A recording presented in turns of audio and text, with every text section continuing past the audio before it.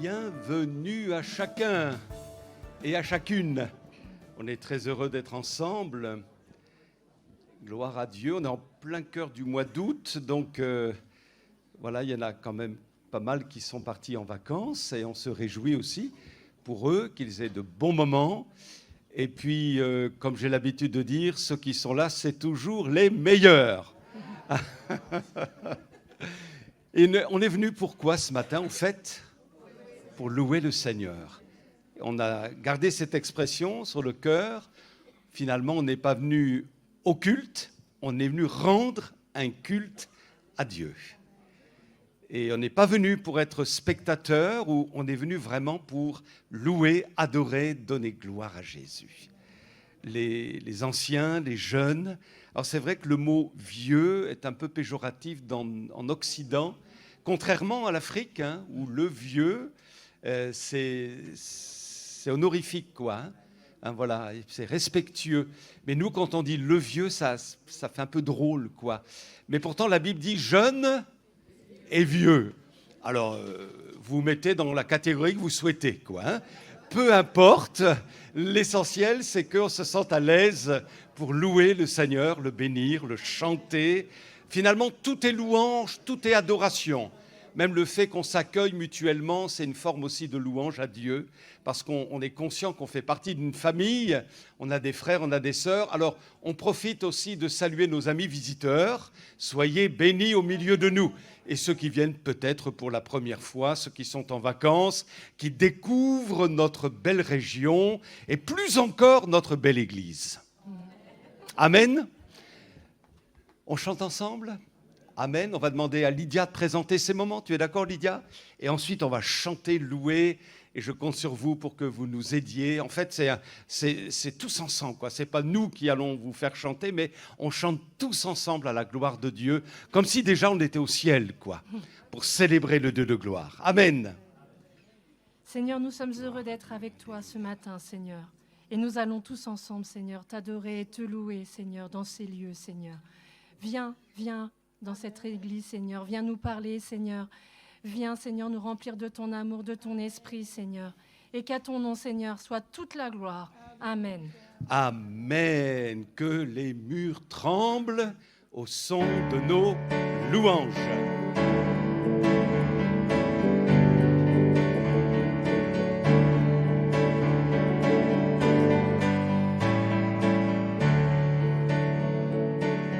Que ton nom résonne en ce lieu. Que ton nom résonne en ce lieu. Que ton nom résonne en ce lieu. Jésus, que ton nom résonne en ce lieu. Que ton nom résonne en ce lieu. Que ton nom résonne en ce lieu. Que ton nom résonne en ce lieu. Jésus, que ton nom résonne en ce lieu. Que les murs tremblent au son de nos louanges, alors que nos voix s'unissent à celles des anges. Répands sur nous ton esprit, ta puissance, ô Jésus. Que ton nom résonne en ce lieu. Que ton nom résonne en ce lieu. Que ton nom résonne en ce lieu. Jésus, que ton nom résonne en ce lieu. Que les murs Tremble au son de nos louanges, alors que nos voix s'unissent à celles des anges. Répands sur nous ton esprit, ta puissance, ô Jésus. Que les murs tremblent au son de nos louanges, alors que nos voix s'unissent à celles des anges. Répands sur nous ton esprit, ta puissance, ô Jésus. Jésus, nous chantons. Jésus, nous chantons ton nom en ce lieu. Oui, nous invoquons ton nom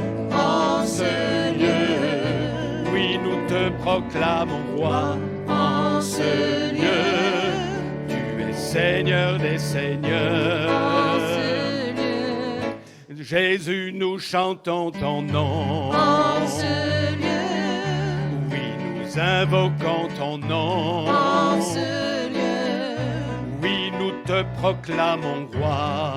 en ce lieu, tu es Seigneur des seigneurs. Que les murs tremblent au son de nos louanges, alors que nos voix s'unissent à celles des anges.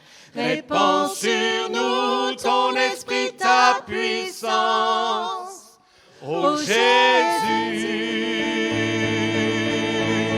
que Les murs tremblent au son de nos louanges, alors que nos voix s'unissent à celles des anges. Répands sur nous ta puissance, ô Jésus. Amen, alléluia, gloire à Dieu. Nous allons proclamer le nom de Jésus sur nos cœurs, sur chaque pensée, parce que c'est en Jésus qu'est la paix, la présence du Roi des Rois qui transcende toutes choses. Amen.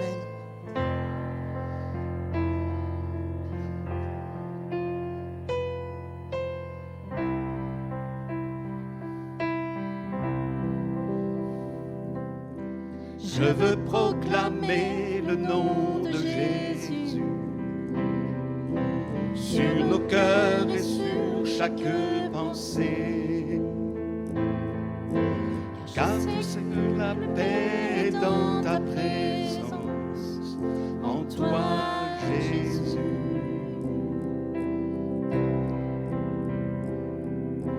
Je veux proclamer le nom de Jésus, afin que toute chaîne soit brisée. Je crois que l'espoir et la liberté sont en Jésus. Ton nom est puissant et ton nom guérit. Ton nom est vie. Tu brises les chaînes, tu perces la nuit, consume tout.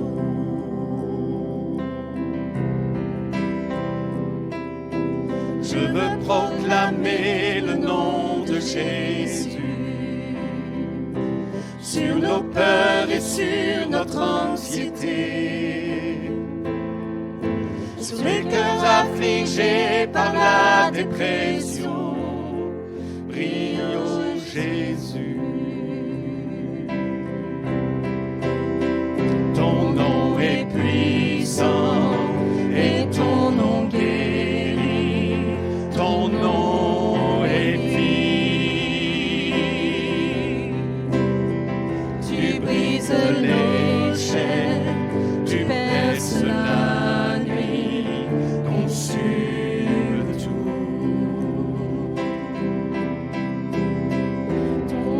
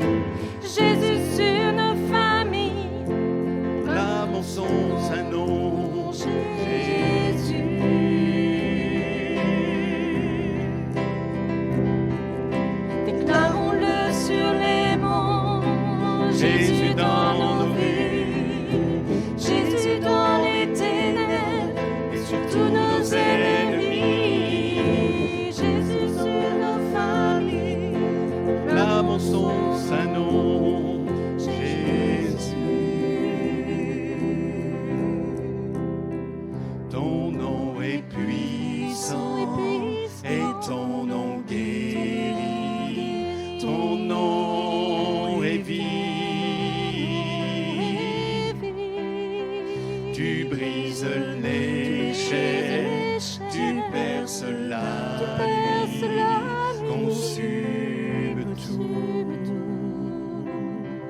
Alléluia, on le proclame.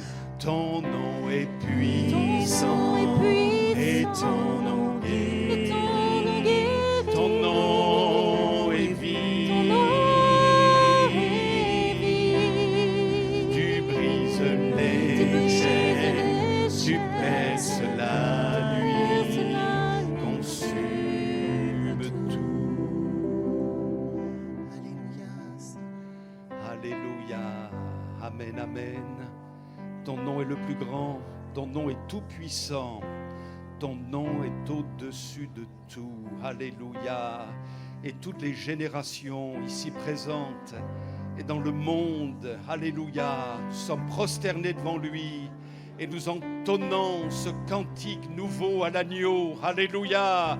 Nous proclamons que Jésus est au milieu de nous et qu'il est absolument capable de détruire toute forme de mal, de briser toute chaîne au milieu de nous, de baptiser dans le Saint-Esprit, de réconcilier des couples qui ne marchent plus, de relever une âme brisée, seule. Étends tes mains d'en haut, à toi la gloire. Jésus, tu es le Dieu du miraculeux, le Dieu de la délivrance, le Dieu de la gloire et de la victoire. Alléluia, alléluia. Oh, nous élevons ton nom, Jésus. À toi la louange, à toi l'honneur et à toi la gloire. Notre cher Sauveur, ton Église se prosterne devant toi. Ton Église acclame le nom de Jésus, le seul nom par lequel nous devions être sauvés, par le sang duquel nous sommes rachetés. Alléluia, notre Sauveur. Alléluia, notre Jésus de gloire. Alléluia, alléluia, alléluia. Béni sois-tu, Seigneur, à toi la gloire. Alléluia, alléluia. Oh, amen, amen. Alléluia, notre Sauveur. Alléluia. Alléluia, nous célébrons le Dieu de gloire. Alléluia.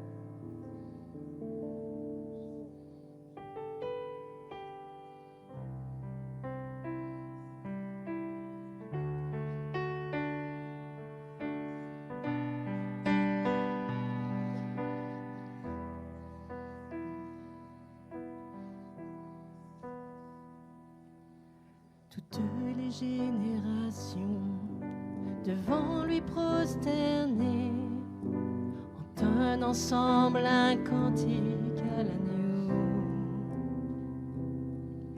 Ceux qui nous ont précédés, ceux qui nous suivront, entonneront ce cantique à l'agneau. Ton nom est le plus grand, ton nom est tout puissant, ton nom est au-dessus de tout. Puissance, autorité, royaume et dignité, ton nom est au-dessus de tout. Et les anges acclament, tu es saint, l'univers proclame. Tu es saint, tu es glorifié. Dieu t'es saint, à jamais tu es saint.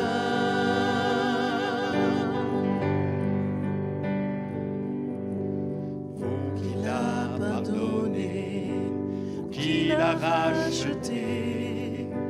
Venez chanter ce cantique à l'agneau. Vous qui l'a libéré, vous qui portez son nom, venez chanter ce cantique à l'agneau. Voix résonne pour l'éternité, Et les anges acclament. tu es saint, l'univers proclame.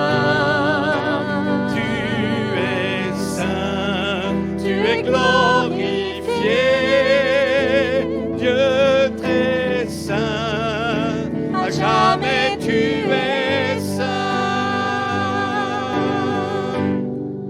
Tout le peuple crie. Tu es saint, toi le roi des rois. Tu es saint, Dieu d'éternité. Tu es saint, à jamais tu es saint. Alléluia. Et les anges acclament. Tu es saint, l'univers proclame. Tu es saint, tu es glorifié, Dieu très saint, à jamais tu es saint. Tout ton peuple crie, tu es saint, toi le roi des rois. Tu es saint, Dieu d'éternité. Tu es saint, à jamais tu es saint. Dieu d'éternité, tu es saint, à jamais tu es saint. Amen. Offrons une louange collective à Jésus. Alléluia. Célébrons-le de tout notre cœur. Alléluia. Nous sommes les adorateurs du roi des rois. Alléluia. Le monde adore les idoles. Mais nous, l'Église de Jésus-Christ, nous adorons le roi des rois. Nous déclarons qu'il est saint. Alléluia. Il est élevé, il est glorifié. Ô agneau de Dieu, nous t'adorons. Alléluia. Nous célébrons le Dieu de gloire. Merci de nous remplir du Saint-Esprit ce matin pour exalter ton nom, parce que tu en es digne, ô Dieu. Tu en es digne et le ciel acclame Jésus. Alléluia, glorieusement ressuscité. Gloire à l'agneau, le divin Fils de Dieu, le Sauveur, le Messie. Alléluia, l'alpha et l'oméga, le roi de gloire, celui qui nous a sauvés, arrachés au péché.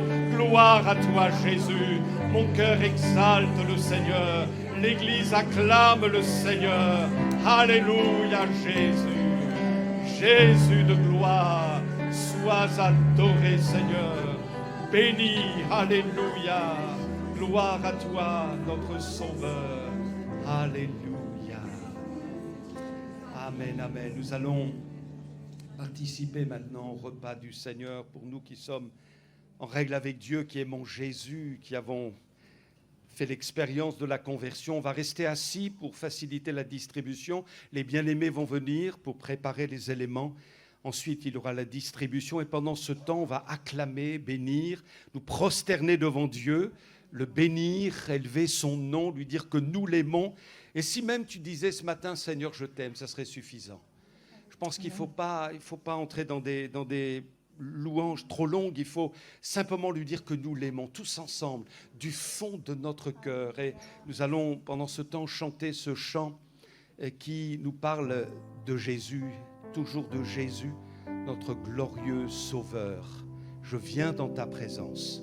Ton amour immense couvre mon être et mon cœur, et tout mon être veut t'adorer, Seigneur, veut t'adorer, Jésus.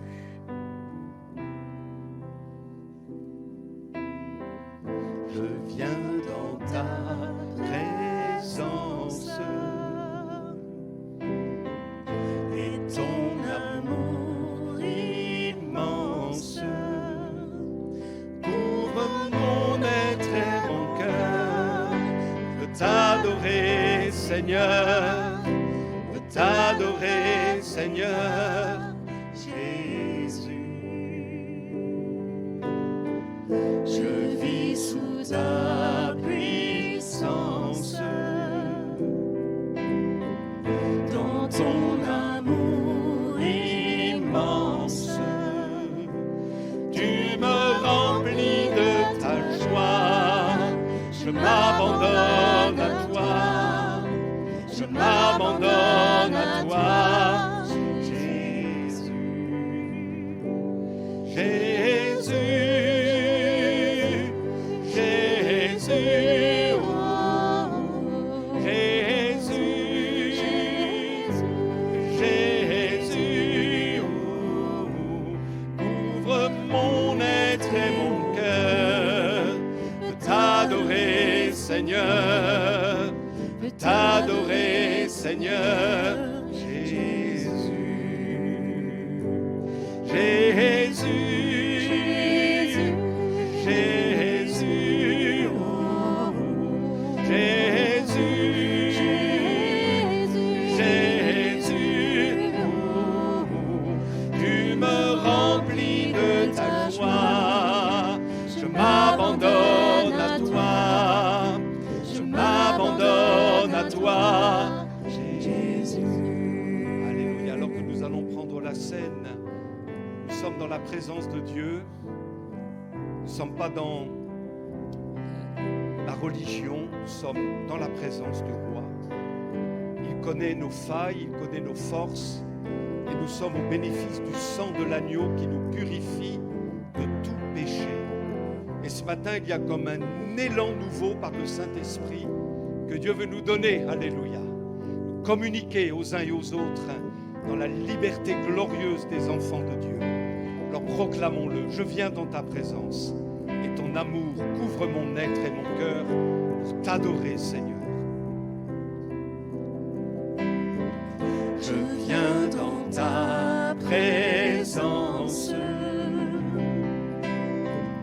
et ton amour immense couvre mon être et mon cœur, de t'adorer, Seigneur, de t'adorer, Seigneur, Jésus. Je vis sous ta puissance,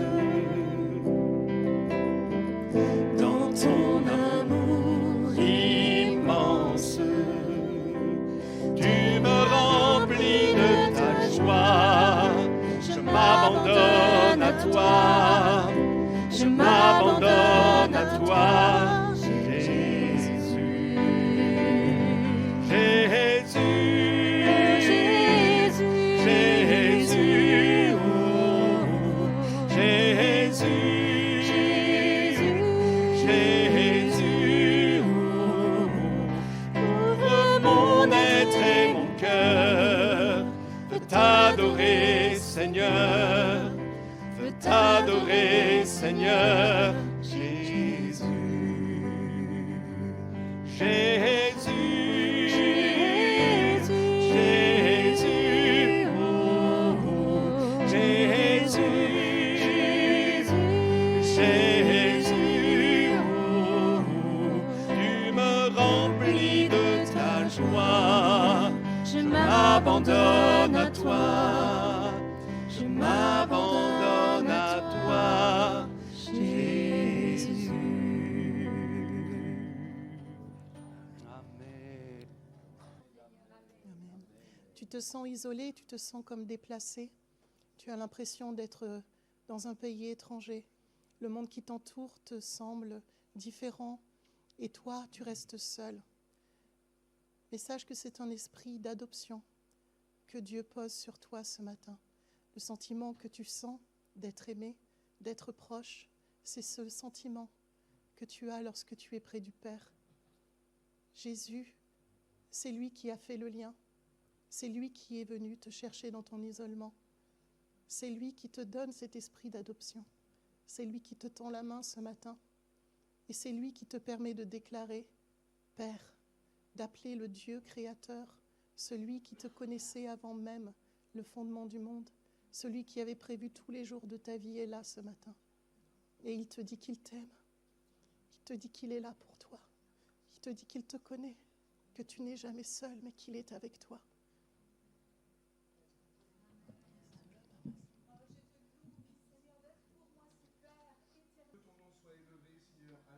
Amen. Amen. Alléluia.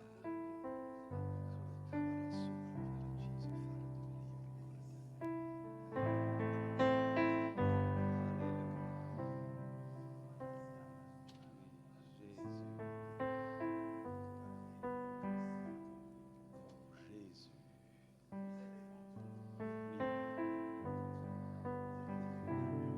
Seigneur, tu nous regardes au travers du sang de l'agneau. Tu nous as sauvés, bénis, assis dans les lieux célestes, Christ. Alléluia. Merci. Gloire à Dieu, Alléluia. Proclamez les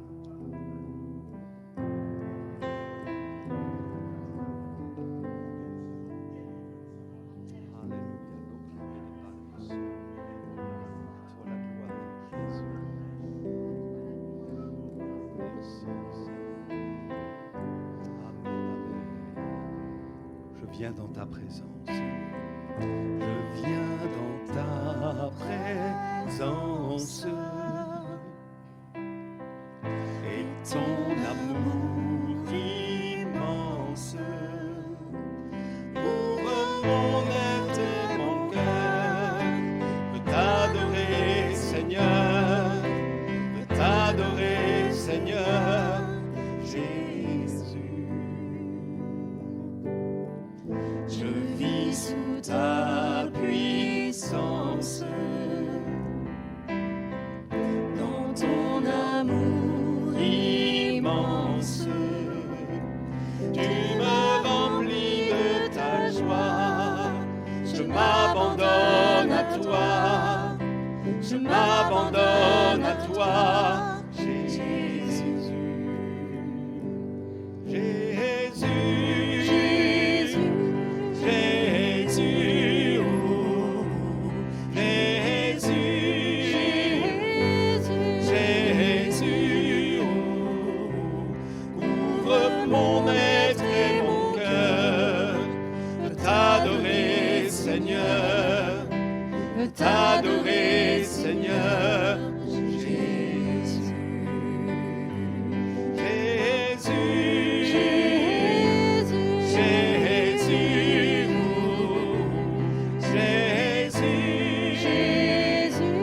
Jésus. Oh, tu me remplis de ta joie.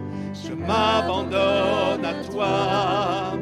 Je m'abandonne à toi, Jésus. Le dernier refrain. Jésus,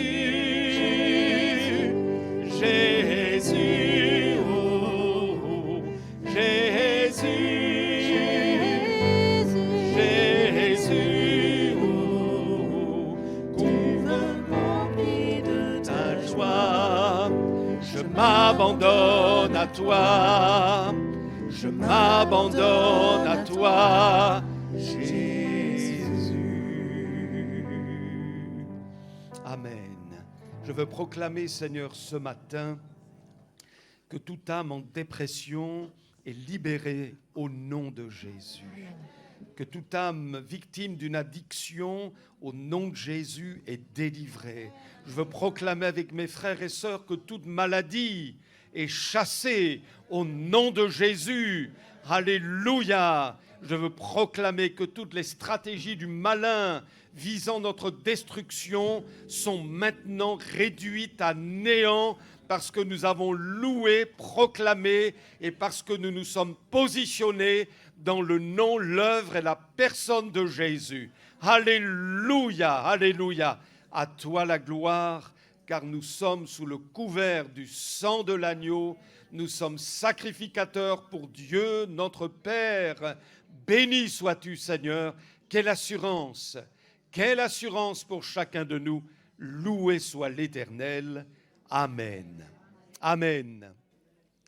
Je voudrais vous partager ce matin une pensée que j'ai l'habitude d'apporter quand je fais un séminaire ou un camp, que ce soit avec des adultes, avec des jeunes, et j'ai à cœur de vous le partager aussi.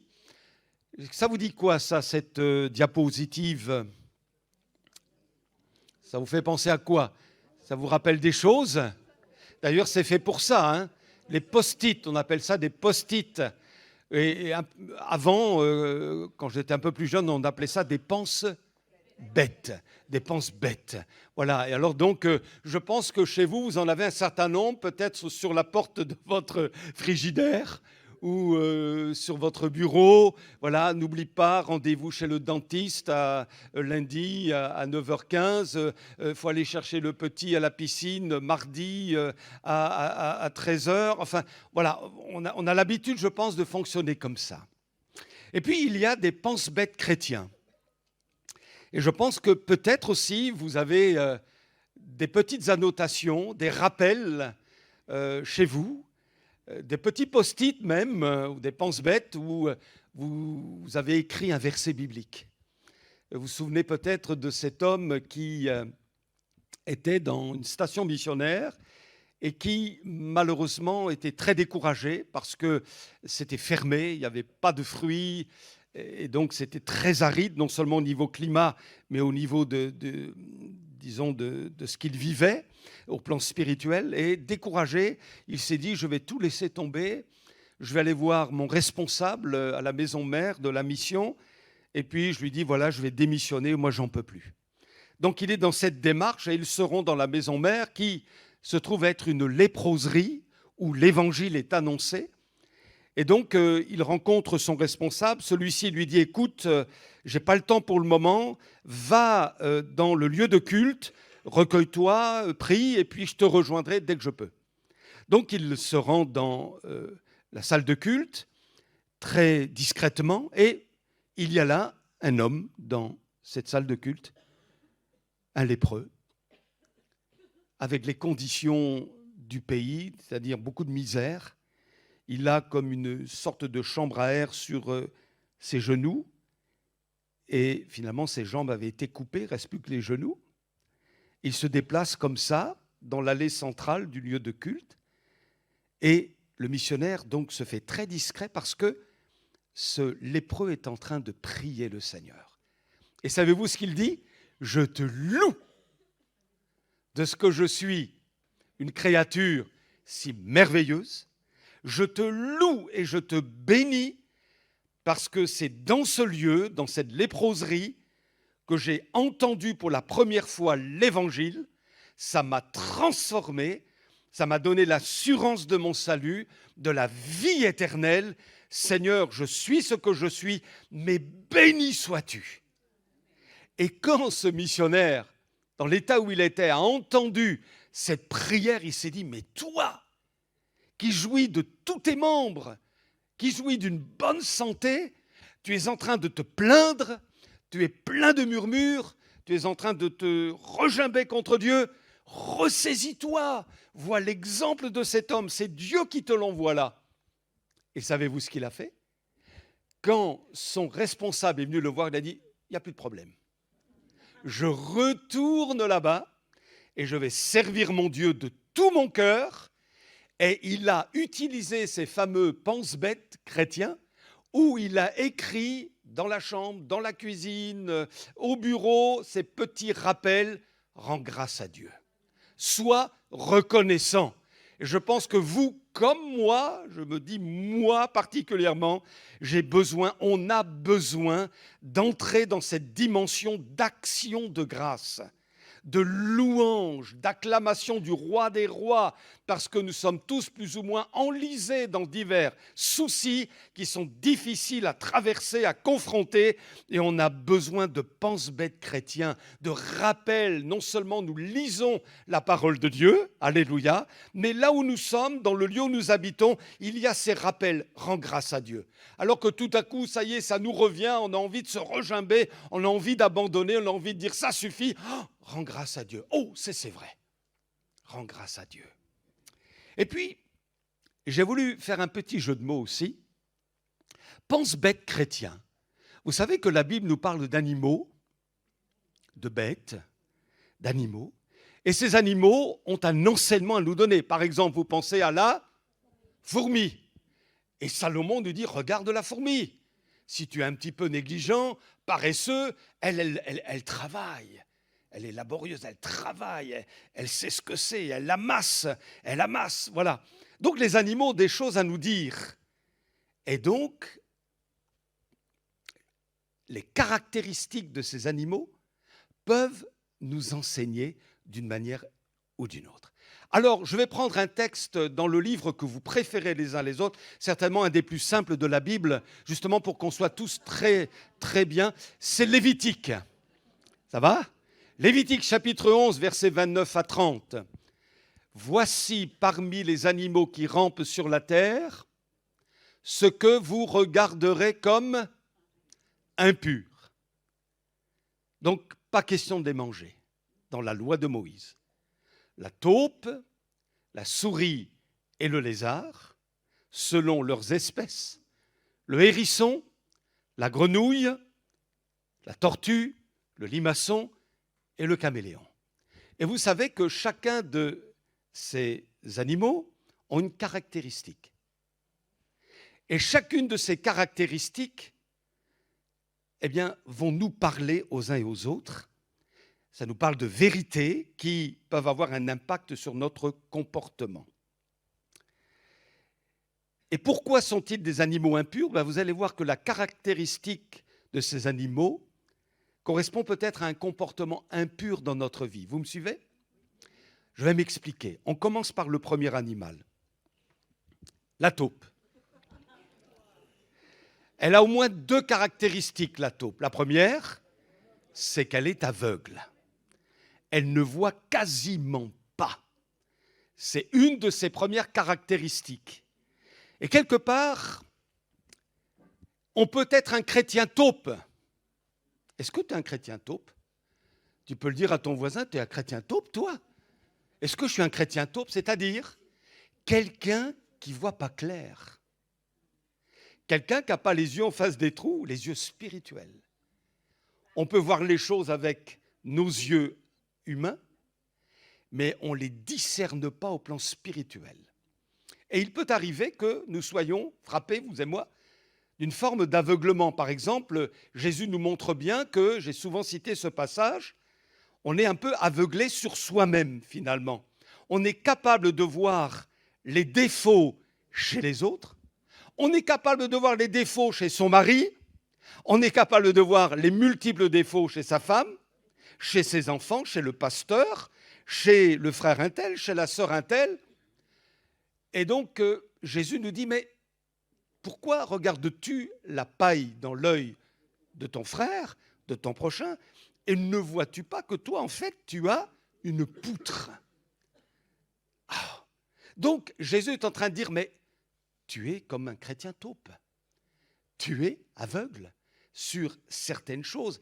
Et vous savez quoi ? Le Saint-Esprit est celui qui, avec beaucoup de pédagogie, beaucoup de patience, nous aide à comprendre qui nous sommes, comment on fonctionne, et être objectif sur nous-mêmes. Il y a ça qui ne colle pas dans ma vie. Il y a ce défaut, ce trait de caractère qui n'est pas au clair avec toi, Seigneur. Et ça va changer. Par contre, ça, je te bénis de ce que c'est plus au point. Tu es venu là me façonner, me travailler, et je te loue. Alléluia. Vous savez, il ne faudrait pas quand même passer toute notre vie pour me dire « j'étais comme ça et je ne le voyais pas ». Vous voyez, dans votre foyer, dans votre couple, j'étais comme ça, j'avais ce caractère-là et je ne m'en suis même pas rendu compte. Bien, le Saint-Esprit va nous aider. La parole est comme un miroir, on se regarde dedans, alléluia. Alors, savez-vous que quand j'étais plus jeune, j'avais beaucoup de cheveux ?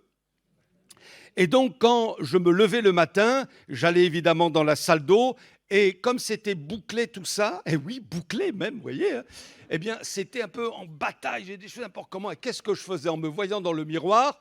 Je rectifiais. Depuis quand n'as-tu pas fait quelques rectifications dans ta manière d'être ? dans ta manière de te comporter.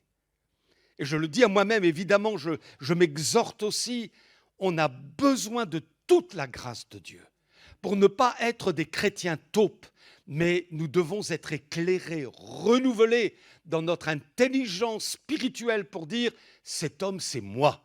Cette femme, c'est moi. Alors Seigneur, tu as du travail, d'accord, mais tu vas le faire. On va être ensemble. Je suis participant de cette transformation intérieure et spirituelle que tu opères. Je veux changer de gloire en gloire à l'image de Jésus. Et surtout, ne dites jamais « je suis fait comme ça ». C'est plus fort que moi. Mon père était comme ça, ma grand-mère était comme ça. Dans la famille Baudolec, c'est comme ça.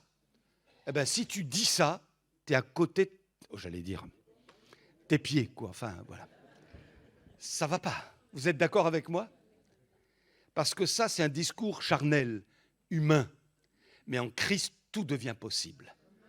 Et merci Seigneur pour la merveilleuse transformation qu'il a opérée dans nos cœurs, dans nos vies, dans notre tempérament, dans notre manière de raisonner, notre manière de fonctionner, dans notre caractère. Merci au Seigneur de ce qu'il a déboulonné bien plus d'une chose.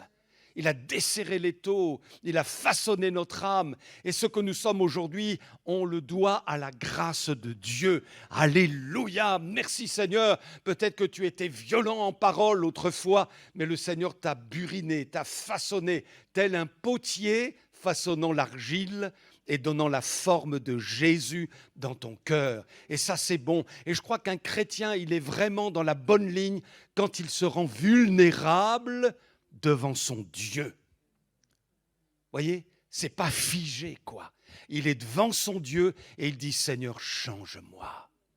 Regarde si je suis sur une mauvaise voie. Sonde-moi, ô Dieu, crée en moi un cœur pur. Voyez, c'est quelqu'un qui est capable de se laisser transformer. Il se rend malléable entre les mains de Dieu. Si l'argile se durcit, il n'y a plus moyen de le transformer. Il se casse. Il faut de l'eau. Et nous avons évidemment l'eau de la parole, l'eau du Saint-Esprit, qui rend cette argile beaucoup plus malléable. Et Dieu veut vraiment mettre en nous son image, pleinement, alléluia, au nom de Jésus. Alors ne sois pas un chrétien taupe, mon ami, mais que le Seigneur nous bénisse. Ça peut aller très loin, cet aveuglement. Rappelez-vous de Jésus, qui reprend une église parmi les 7 églises de l'Apocalypse. Il s'agit de l'église de Laodicée. Et son raisonnement était à côté. Ils en étaient persuadés, mais ils se trompaient. Ils étaient aveuglés sur eux-mêmes. Jésus dit, mais toi, tu dis, église de Laodicée, je suis riche. Je me suis enrichi. Je n'ai besoin de rien. Et Jésus donne son verdict et il dit, mais tu sais pas, ou tu vois pas que tu es malheureux, misérable, pauvre, aveugle et nu. Ben, je te conseille d'acheter un collier, un remède à appliquer sur tes yeux, afin que tu vois. Gloire à Dieu, afin que tu vois. Merci Seigneur. Que Dieu nous donne pleine conscience, sans nous laisser accuser, sans aller à l'autodestruction, sans aller à la dépréciation de nous. Nous sommes les créatures de Dieu. Dieu nous aime, mais il ne veut pas nous laisser là où nous en sommes. Il veut nous faire progresser. Et même si tu te dis, mais j'ai déjà 80 ans, il n'y a plus grand-chose maintenant. Non, non, non, non. Même encore les quelques années qui te restent à vivre, Dieu va continuer de te transformer. Béni soit Dieu. Et j'ai connu des mamies, je pense notamment à une mamie qui, pendant une longue période de sa vie, bien que chrétienne, n'était pas toujours facile. Elle pouvait avoir des paroles véhémentes, des paroles de jugement, des paroles sèches. C'était compliqué, la relation n'était pas toujours facile. Il y avait des temps de paix, mais il y avait parfois des temps de tension. Et c'était pas bon, c'était compliqué. Puis avec l'âge, je vois bien, elle prend sur elle, il y a quelque chose qui se passe. Le Saint-Esprit est à l'œuvre. Mieux vaut tard que jamais. Alléluia. En tous les cas, toute notre vie, la main du Saint-Esprit nous façonne les uns et les autres. Gloire à Dieu.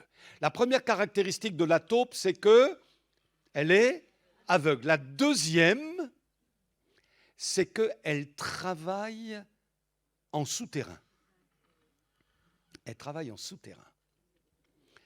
Et vous vous levez le matin, vous avez bien tondu votre pelouse.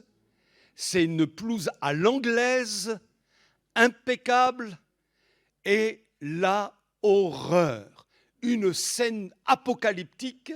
Vous voyez des amoncellements de terre partout dans votre jardin, et vous vous dites, waouh, les taupes, c'est un coup des taupes. Elles ont fait un travail souterrain qui ont occasionné des ravages au-dessus. Et vous savez quoi? Il existe dans nos églises, dans l'œuvre de Dieu, des chrétiens taupes qui travaillent d'une manière souterraine, à la Absalom contre David. Vous vous souvenez d'Absalom qui travaillait de manière souterraine, sans que David en soit vraiment au courant. Et lui, finalement, il se faisait la part belle en attirant toute l'affection du peuple au détriment de son père David. « Ah, t'as un problème avec mon père. Ah, tu lui dois de l'argent. Combien tu lui dois? 100 €. Allez, t'inquiète pas. Maintenant, moi, je baisse de moitié. Tu ne le devras que 50 €. Ah, merci, Absalom. Ah, t'es chouette. Hein. T'es vraiment un chic type. Hein. Ben oui, je suis un chic type. Suis-moi. » Et ainsi de suite. Et ainsi de suite. Et d'une manière souterraine, on est arrivé à un complot. À tel point que David a dû quitter Jérusalem comme un pauvre misérable, un pauvre malheureux. Pourquoi? Parce que quelqu'un dans sa famille avait travaillé contre lui d'une manière souterraine. Mes amis, que Dieu nous fasse grâce. Quand on critique derrière le dos de quelqu'un, que ce soit vous ou moi, quand on critique, quand on parle mal, quand c'est pas argumenté véritablement, quand finalement on travaille dans les ténèbres, derrière le dos des autres, c'est une manière de travailler souterrainement. Puis tout à coup, on se rend compte qu'à la surface, oh, c'est moins bien. Il y a une ambiance un petit peu délétère, un petit peu lourde. Mais qu'est-ce qui s'est passé? Ben oui, mais pendant la semaine, il y a eu un travail souterrain. Et après, en surface, on se rend compte qu'il y a des problèmes. Seigneur, on veut être des hommes et femmes de la lumière. Vraiment, de la lumière. Et si j'ai dit quelque chose qui a offensé ton cœur, qui a offensé ton église, qui a offensé un frère, une soeur, je te demande pardon, Seigneur. Je te demande pardon. Alléluia. Et que chaque jour, finalement, nous puissions revenir à la prière du Notre Père. Ben oui, pardonne-nous nos offenses. Ce qui sous-entend qu'on offense tantôt Dieu d'une manière, tantôt Dieu d'une autre. On l'offense même parfois sans le réaliser. Eh bien, Seigneur, pardonne-nous. Et quand il y a ce bon état d'esprit, cette mentalité façonnée par l'Esprit, eh bien, le Seigneur fait grâce, béni soit Dieu. Amen. Le chrétien taupe, il est aveuglé sur lui-même et il travaille souterrainement. Maintenant, le deuxième animal, deuxième caractéristique, et si nous avons cette caractéristique, c'est qu'il y a quelque chose d'impur en nous, la souris. Animal impur, la souris. Et vous avez remarqué que j'ai associé une autre souris à côté de la souris. Pourquoi? Ben parce que les réseaux sociaux, ça pose problème. C'est très bien d'un côté, heureusement qu'on a ça, et d'un autre, ça peut avoir son effet pervers. Et ce n'est pas un scoop, vous savez très bien que dans le monde actuel, celui-ci a plongé dans une forme d'impureté jamais égalée jusqu'à aujourd'hui. Jamais. Même les plus petits à l'école voient des scènes pornographiques. Je n'invente rien, vous le savez. Donc, le diable est en train de faire plonger notre humanité dans une impureté qui n'a pas son pareil, si ce n'est Sodome et Gomorrhe. Mais on va arriver à ce niveau-là, si ce n'est déjà acquis. Vous comprenez? Et ça s'est répandu à une vitesse telle que c'est incroyable. Le problème, c'est que ce n'est pas seulement dans le monde dans lequel on vit, c'est aussi dans l'Église. Et quel est l'ado aujourd'hui, même dans nos églises, qui n'a pas été confronté à ce genre de problème? Mais oui, sans le vouloir même, à cause des des réseaux d'amitié, à cause de la cour d'école, de lycée. Et il se passe des choses. On ne sait pas, nous. Parfois, on n'imagine même pas. Mais ils sont confrontés à des problèmes qu'on n'avait peut-être pas, nous, quand on était plus jeunes. Et c'est une agression, pour ne pas parler d'un harcèlement. Il faut qu'on en soit conscient. Aujourd'hui, si on allait sonder les jeunes gens, tous quasiment ont été confrontés à la porno. Tous. Et comme je vous l'ai dit, un collègue me disait, tiens, j'ai baptisé 6 ou 7 jeunes. Figure-toi que tous les 6 ou les 7 jeunes étaient plongés dans la porno. Non seulement les gars, mais aussi les filles. Pourquoi? Il suffit d'un clic. Et ça va tellement vite. Et j'ai entendu des bien-aimés me dire, j'attends que mon épouse aille se coucher, que les enfants soient couchés à l'étage. Moi, je dis, j'ai des choses à faire. Et puis, jusque tard dans la nuit, on clique et on regarde des choses qui sont de l'enfer. Ce n'est pas de Dieu, ça. C'est de l'enfer. Et ça brouille quelque chose. Il faut vraiment la grâce de Dieu. On n'est pas là pour se juger les uns les autres, pour se soupçonner. Toi, là, toi, non. Mais on est là pour demander secours au nom de Jésus. Amen. C'est ça qui est important. Oui, il y a les réseaux sociaux, c'est notre monde d'aujourd'hui, et il y a de très bonnes choses. Mais attention, ça peut vite déraper si on va faire le mauvais clic. Et puis peut-être parfois il y a comme une surconsommation aussi de réseaux sociaux. On a parlé dernièrement avec une de nos sœurs et elle me disait qu'elle avait fait comme un jeûne de réseaux sociaux. Juste l'utilisation basique, nécessaire, mais pas plus. Et finalement, elle a ressenti un mieux-être. Parce que, voyez-vous, le problème, c'est qu'on est dépendant, même pour notre relation avec Dieu, des réseaux sociaux. Aujourd'hui.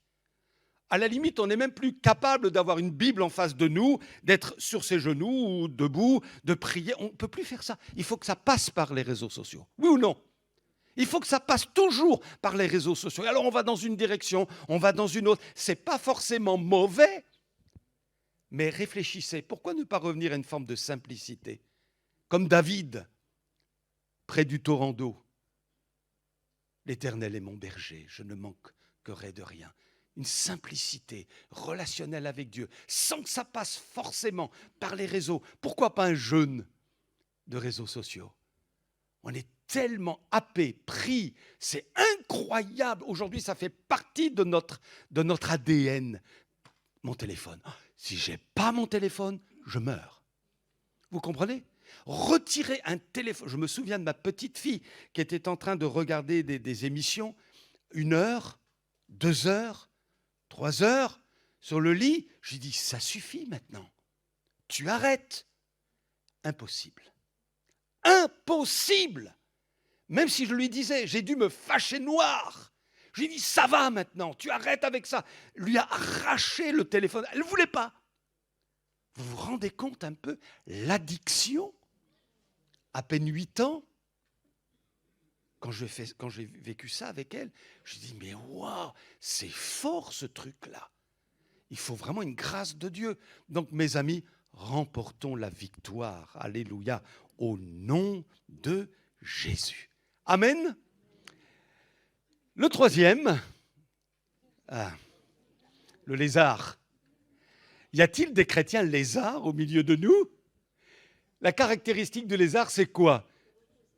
Oui, il se repose, mais pas au soleil de Bretagne, il n'y en a pas beaucoup, mais il se repose au soleil de ce monde. Bon, ce n'est pas interdit d'aller faire une petite bronzette de temps en temps si on est au bord de la mer, ce n'est pas ça que je suis en train de vous dire. Hein. Mais il y a là une image, se dorer au soleil de ce monde. Alors qu'on est passé des ténèbres à la lumière. Et pour nous, notre vie chrétienne, ça se résume à un dimanche matin.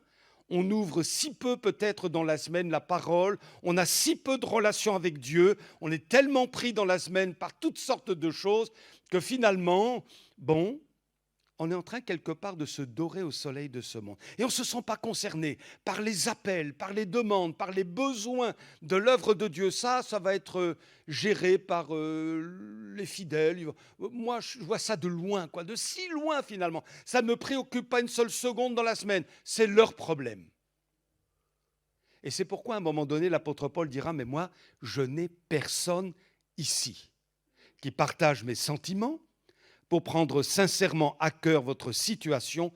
Écoutez bien l'apôtre Paul, on idéalise l'Église primitive, mais il dit tous, en effet, cherchent leur propre intérêt et non ceux de Jésus-Christ. Et quand on est converti, né de nouveau, qu'on appartient à une assemblée locale, et ça c'est le projet de Dieu pour chacun de nous, eh bien, on ne vit pas dans l'Église que pour satisfaire ses propres besoins, mais on est dans l'Église pour aussi travailler à la satisfaction des autres, en contribuant à sa croissance, à son édification, à essayer d'être là où il y a un besoin. Si on est compétent dans le domaine, on veut servir le maître. Souvenez-vous, on a apporté ce texte une fois ici, concernant Esdras, qui, après avoir réuni à peu près 50 000 personnes, se trouve près d'un fleuve, et doit envisager une distance de 1000 km pour retourner à Jérusalem. Et là, près de ce fleuve, il fait le bilan, il fait le point sur ces 50 000 personnes. Et en ayant fait le point, il se dit, lui qui est sacrificateur, il se dit, mais il n'y a pas de Lévite. Il n'y a pas de Lévite. Or, l'objectif d'Esdras, c'est de remettre en ordre tout le domaine du rituel de Moïse dans le temple. Mais que faire sans l'apport des Lévites? Il n'y a pas de Lévites. Je me dis, mais est-ce la réalité dans l'Église de Jésus-Christ? Je ne parle pas seulement de la nôtre ici, mais où c'est finalement un noyau qui fait tout. Et je me rends compte que dans les églises où je suis allé, ça fonctionne tout le temps comme ça, quasiment.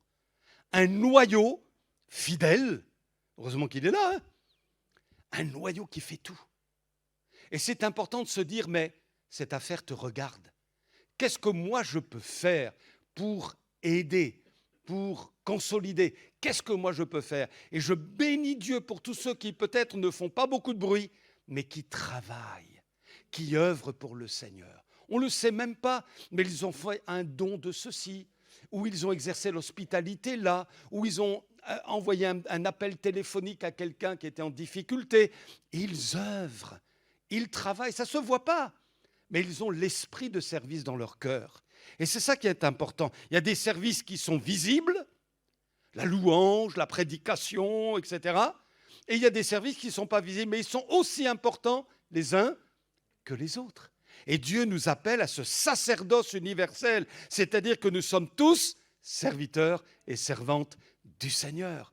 Et imaginez la loi des 20-80, 20%, on l'a déjà dit, qui fait tout, 80% qui regarde. Imaginez un basculement au nom de Jésus, 80% qui œuvrent et les 20% qui regardent. Et ces 20%-là, on va les gagner pour qu'on arrive à 100. Amen, amen. Que Dieu nous aide. Ah, la Bible dit, servez le Seigneur. Amen. Quand on s'est mariés avec ma petite femme, eh bien, tous les deux, on s'était passé le mot, quoi. On s'est dit, on va servir le Seigneur. C'était une évidence. On n'allait pas se marier pour roucouler, quoi. On s'est mariés pour servir Jésus. Que ce soit le ministère ou pas, je n'existe pas que parce que je suis pasteur. Et si un jour je vais dans une autre église, et ça va arriver dans quelques années, et qu'on ne me sollicite pas, je ne cesse pas d'exister. Oui ou non? Je n'existe pas que par un ministère, je suis un chrétien. Et je saurais, quelque part, s'il y a des choses à faire dans cette église. Et je dirais au pasteur, qu'est-ce que je peux faire pour t'aider? Où je peux être? Qu'est-ce qui serait bien dans mon profil à moi? Et tout de suite, ça viendrait à mon esprit de le faire. J'existe parce que je suis enfant de Dieu et que je veux lui rendre gloire. Que je sois pasteur ou que je sois balayeur dans l'église ou que je sois ceci, c'est pas grave.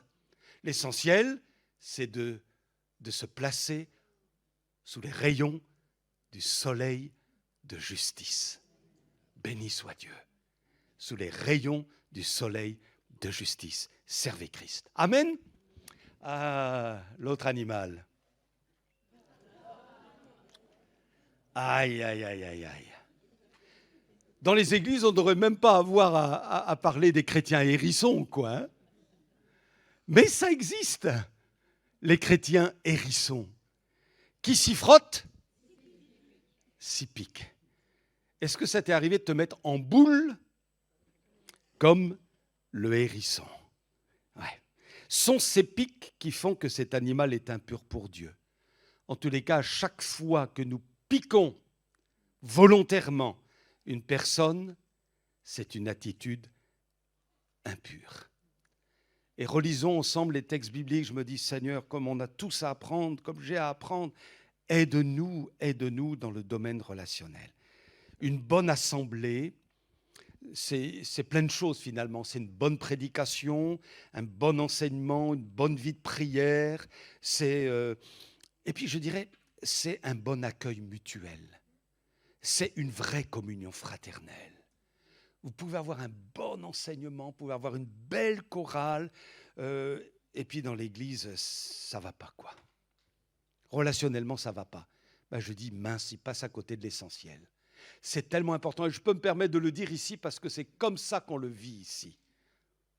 Je m'attendais à un amen général, mais on le vit bien, quoi. Il y a un bon relationnel. Il y a un véritable esprit de famille. Il y a une authenticité dans l'accueil fraternel. Tout n'est pas parfait, mais béni soit Dieu, je peux me permettre de le dire, parce que finalement, c'est une des forces de cette assemblée. Mais ce n'est pas le cas dans toutes les églises. Et il y a besoin de la grâce de Dieu pour qu'on ne soit pas des chrétiens hérissons. Peut-être que tu as besoin de raser les pics. Vous voyez, vraiment, pour raser les pics, quoi. C'est waouh.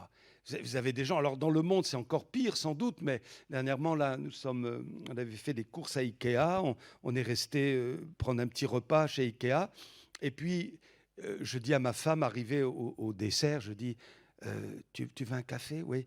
Moi, j'aimerais bien prendre une glace.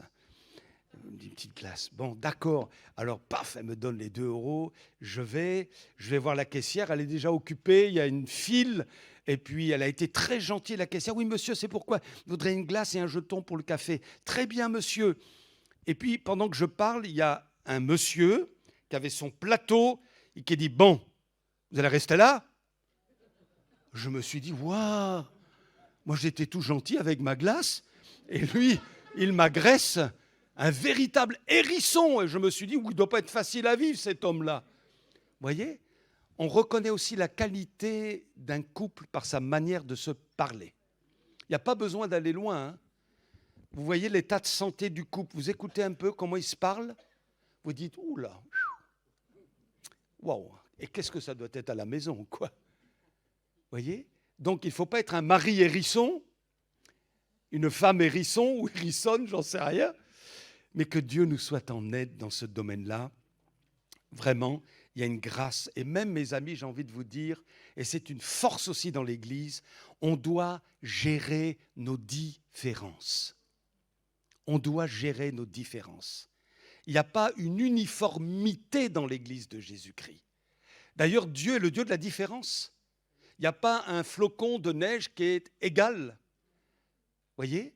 Et même quand je vous regarde, vous êtes tous différents. Tous différents.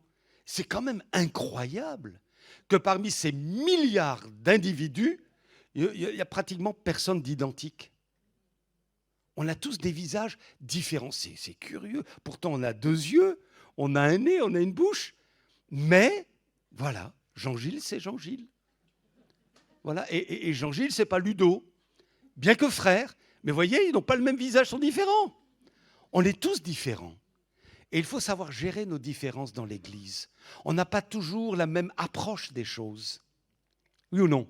Et puis il y a des jeunes, et puis il y a des anciens, et puis il y a des bien-aimés qui viennent d'Afrique, et puis il y a les tout blancs comme nous, les Occidentaux. Et on a des cultures différentes. Mais le miracle de l'Église, contrairement au monde, c'est qu'on peut vivre une vraie communion fraternelle. Et comme dit l'apôtre Paul, bon, on n'a peut-être pas toujours la même opinion sur les choses, mais au point où nous en sommes, marchons d'un même pas. Et parfois, il y a comme je m'excuse, mais un manque d'intelligence spirituelle. Parce que finalement, parce que tu ne penses pas comme moi, tu deviens mon ennemi. On ne le dit pas comme ça, mais notre attitude fait qu'on se bloque. Et on est plein de préjugés, finalement. Or, s'il y en a bien un qui a ouvert l'esprit des gens, qui a élargi l'esprit des gens parce que c'était tellement étroit avec les pharisiens, c'est bien Jésus. Parce qu'il ne faisait pas comme les autres. Hein. À tel point que lui, il bouleversait les codes. Et on l'a appelé l'ami des publicains. Mais tu fais que manger, toi. Tu fais que boire et manger, quoi. Voyez, mais Jésus cassait les codes. Non pas parce qu'il avait le souci de la provocation, mais parce qu'il voulait élargir l'esprit de ses auditeurs. Et donc, on n'a pas été sauvés pour que notre état d'esprit se rétrécisse. Vous me suivez? On a été sauvés pour acquérir en Jésus un état d'esprit plus large. Ça ne veut pas dire qu'il se compromet, mais plus large. Et quand vous allez dans différents pays du monde, quand vous allez dans différentes assemblées avec des identités différentes, vous voyez que finalement, ce n'est pas toujours pareil. Mais on garde l'essentiel. Ce sont des frères et sœurs qui ont fondé leur vie en Jésus et qui aiment la parole de Dieu. Il ne fait pas comme moi, mais je respecte sa manière de faire, il respecte la mienne et on loue le Seigneur ensemble. Donc au point où nous en sommes, marchons ensemble, béni soit Dieu. Vous tenez bon? On arrive au prochain, mais on a bientôt fini. Vous avez déjà essayé d'en prendre une dans vos mains?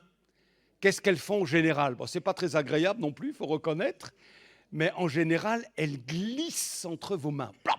La grenouille, vous la saisissez, puis si vous ne la tenez pas fort, si vous ne la saisissez pas bien, eh bien, elle risque de vous échapper.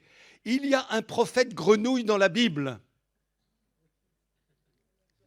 Jonas, merci ma sœur. Jonas, tu vas à Ninive. Et qu'est-ce qu'il a fait? Ploup. Dieu avait la puissance de le maintenir, mais il laisse libre, malgré tout. Tu vas aller à Tarsis, ben vas-y. Enfin, on va se retrouver quelque part, t'inquiète pas, parce que ma volonté, elle est souveraine. Mais il a glissé volontairement entre les mains de la volonté de Dieu. Et parfois, on ne se rend pas toujours compte, mais on glisse entre les mains de la volonté de Dieu. On n'accepte pas, on glisse. Vous voyez, c'est terrible, quoi. Hein. C'est terrible. Je me souviens de ma petite belle-sœur, pendant ses années de jeunesse, on lui parlait de Jésus, mais elle était attirée par le monde, c'était compliqué. Et là, on lui a dit, écoute, tu viens avec nous, on va aller dans un camp de jeunesse, c'était au Coteau-Fleury à l'époque, dans le centre de la France. Et donc, on a eu un camp ensemble, on était avec plein de jeunes, il y avait au moins, je sais pas, une centaine de jeunes. On a eu des moments bénis, dans une pièce, je me souviens, où on se retrouvait sur nos genoux, le Saint-Esprit nous visitait, les jeunes pleuraient, il y avait une action de Dieu extraordinaire. Et voilà que je me tourne en arrière, je regarde ma petite belle-sœur, elle est là. Elle est passée à côté. À tel point qu'après, elle s'est coquinée avec un gars qui n'était pas fait pour elle. Et sa maman, qui avait du discernement, lui a dit, ma fille, ce garçon n'est pas pour toi. Je l'aime, maman. Je l'aime.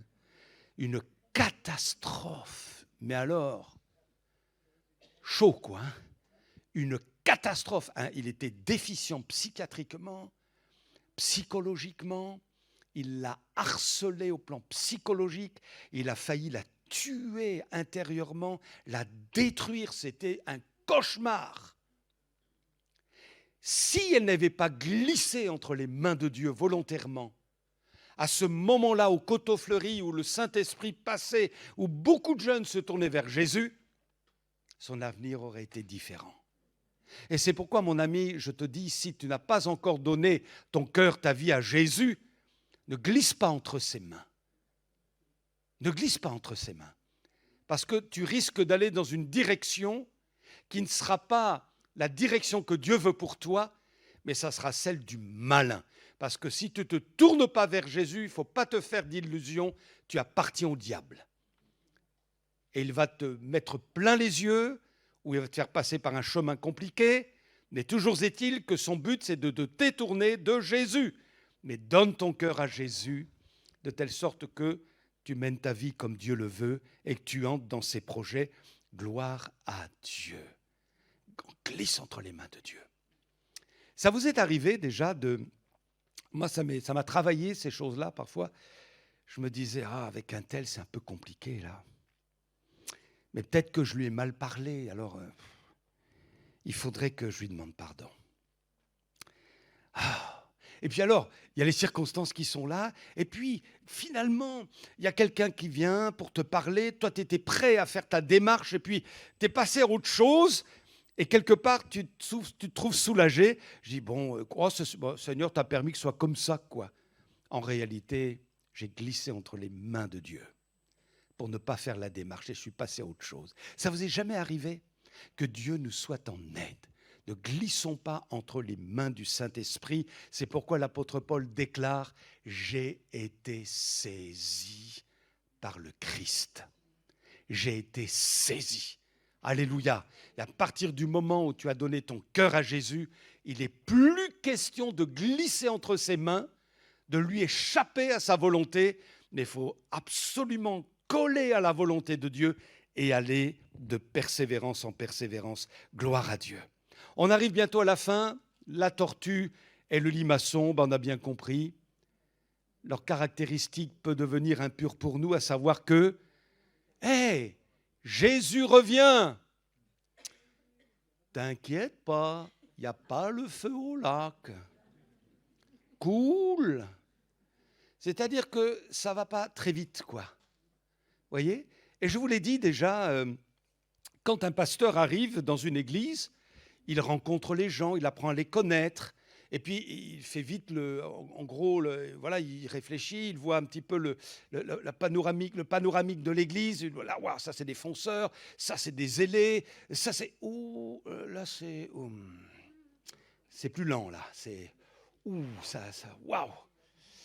Alors, c'est pas le problème, finalement. Le problème, c'est quand vous avez fait 5 ans, 10 ans dans la même église, qu'en arrivant, vous avez vu ceux qui étaient comme des chrétiens tortues et limaçons, et que quand vous partez, vous avez toujours l'impression qu'ils n'ont pas encore mis leur Nike.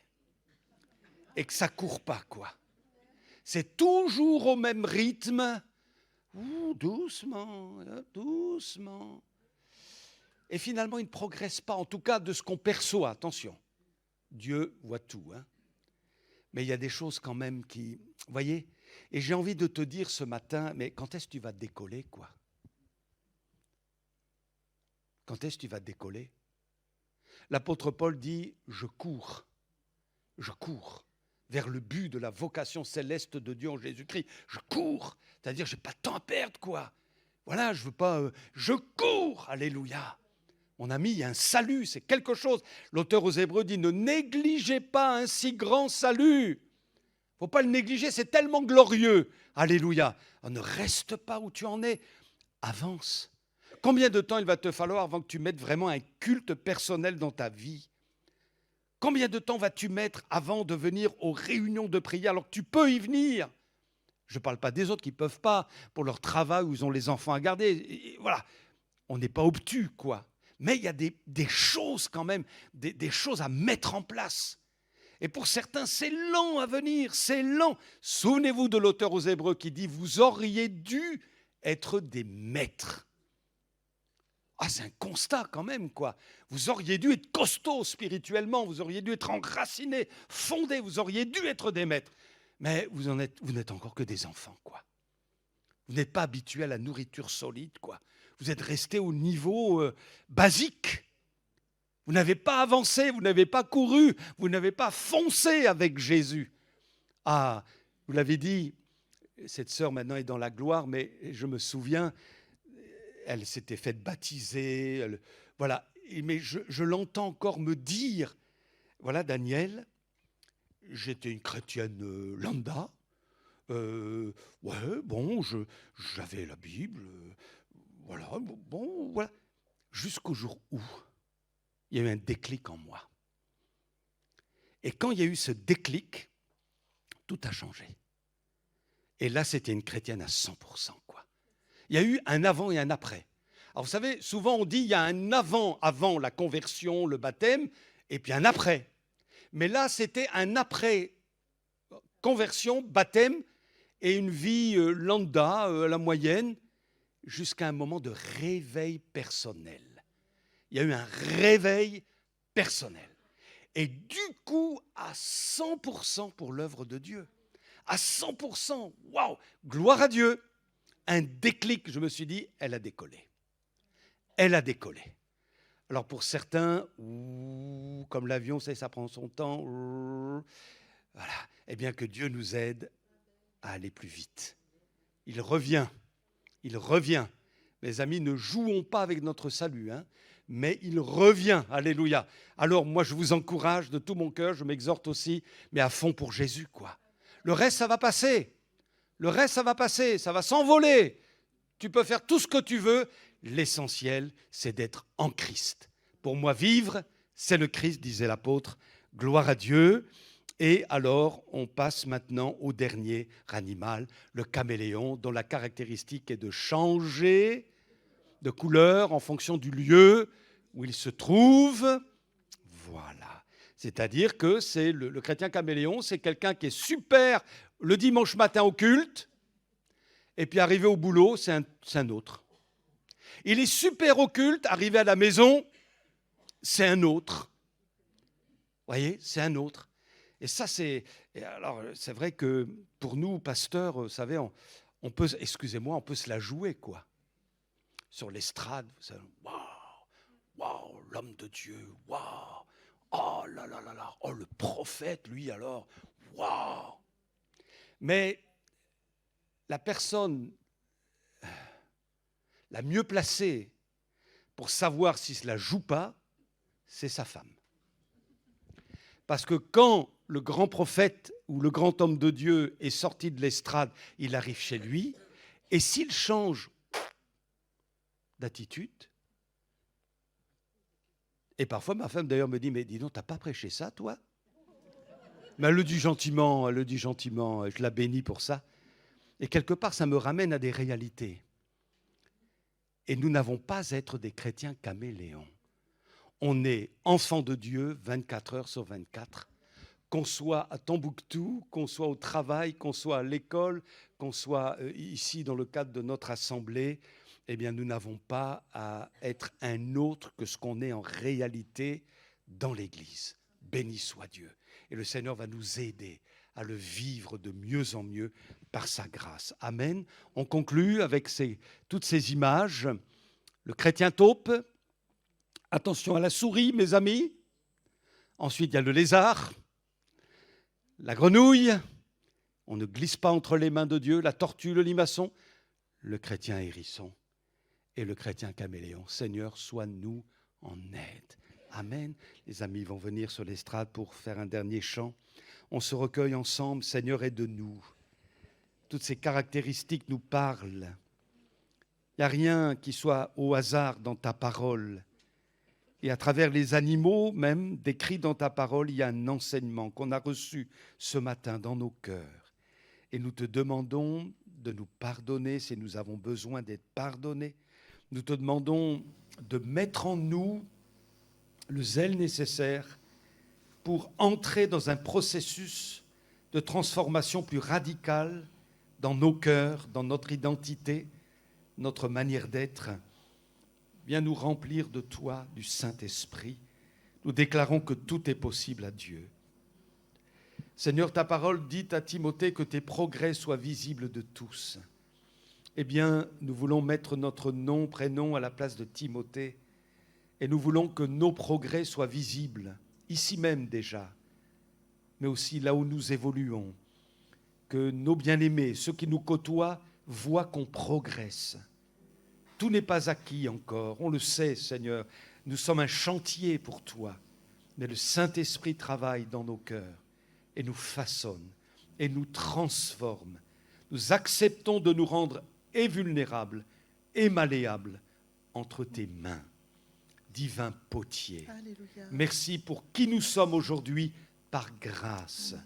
Et merci pour qui nous serons demain encore par grâce. Alléluia. Seigneur, notre but, et c'est surtout le but du Saint-Esprit, c'est de nous amener à l'image de Jésus. Amen. Façonne l'image de Jésus en nous et fais-nous grâce. Fais-nous grâce. On est heureux, Seigneur, de voir déjà tout ce que nous avons acquis, expérimenté depuis que nous te connaissons, et nous croyons que l'œuvre que tu as commencée, tu l'achèveras. Amen. À toi la gloire, au nom de Jésus. Amen. Amen. Amen. Alléluia.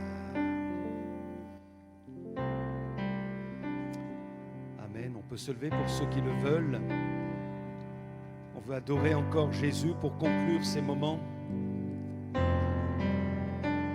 Dieu peut faire infiniment, au-delà de tout ce que nous demandons, imaginons. Ses promesses sont oui et amen et elles se réalisent.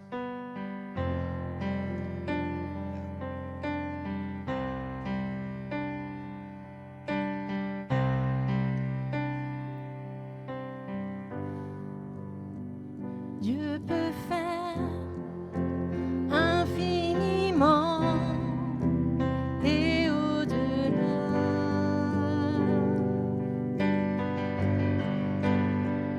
Plus que tout ce que nous demandons, imaginons.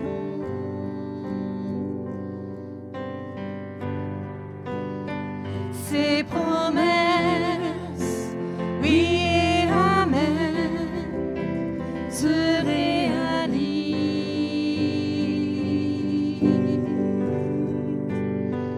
Sa parole, toujours sûre et certaine, s'accomplira.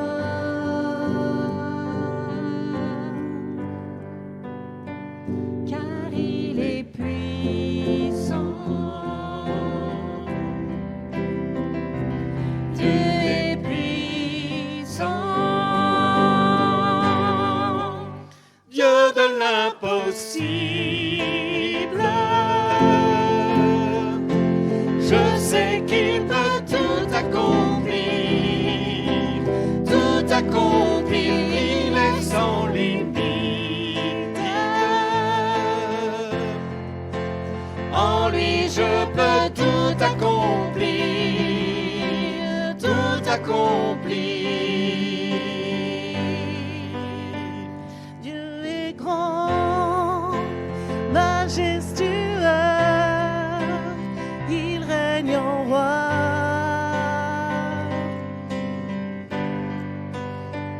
Il ordonne, calme les tempêtes, il a tout pouvoir.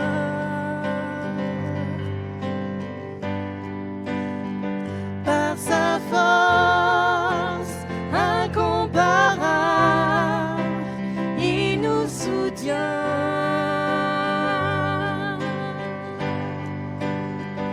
À savoir, ce qui était mort vient à la vie.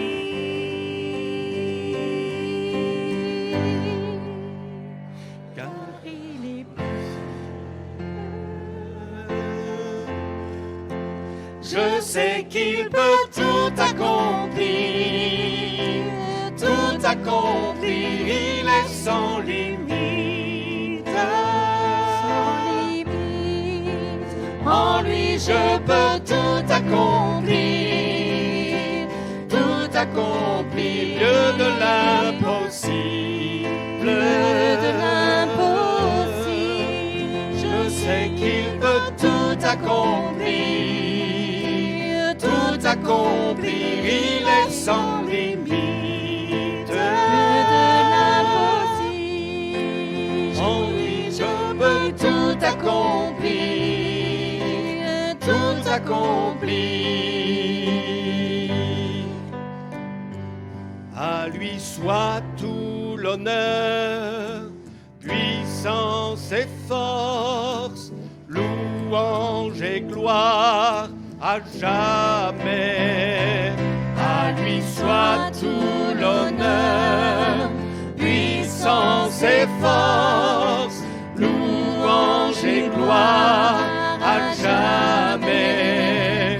À lui soit tout l'honneur, puissance et force, louange et gloire à jamais. À lui soit tout l'honneur, puissance et force, louange et gloire à jamais. Dieu de l'impossible, je sais qu'il peut tout accomplir, tout accomplir, il est sans limite.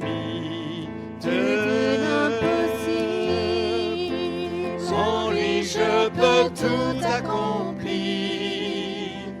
tout accomplir.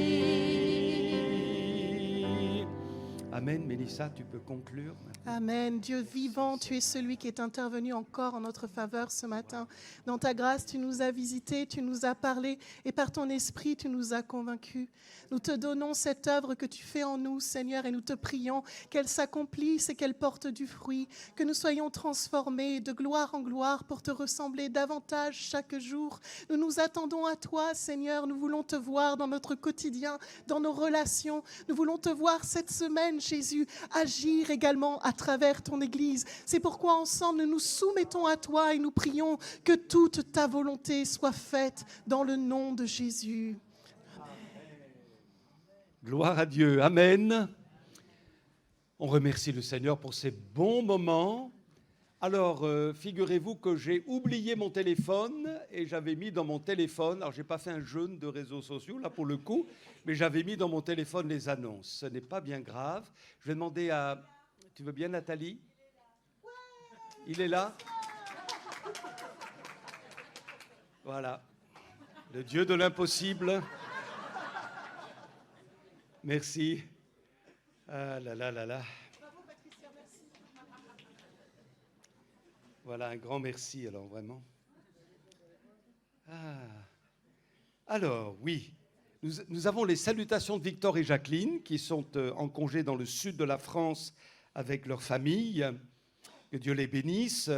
Concernant la table de publication, eh bien, clôture des souscriptions des calendriers le dimanche 17 août.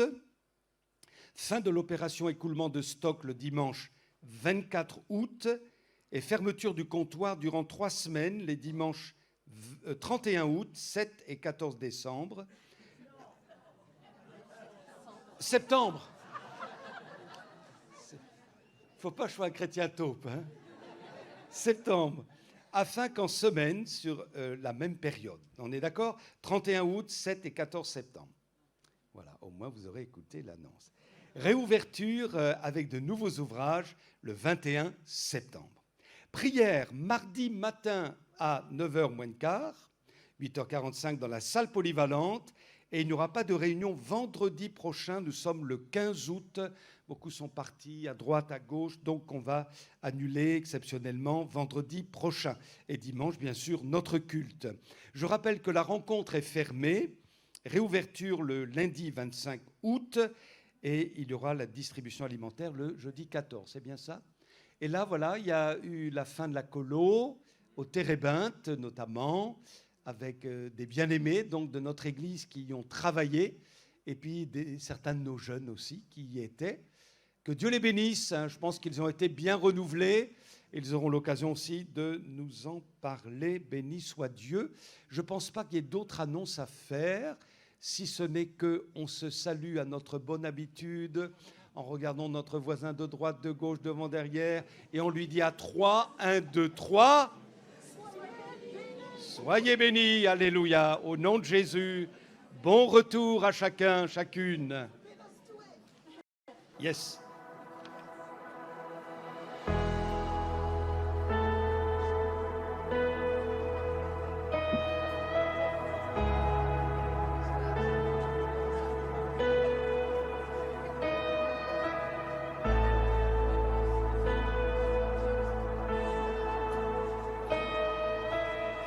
just want to speak the name of Jesus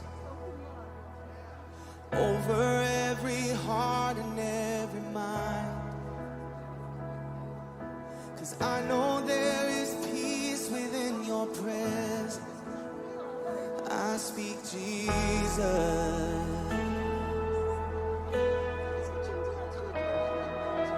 I just want to speak the name of Jesus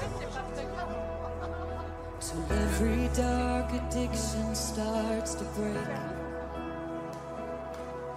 declaring there is hope and there is freedom. I speak Jesus. Your name is power. Your name is healing. Your name is life. Break every stronghold.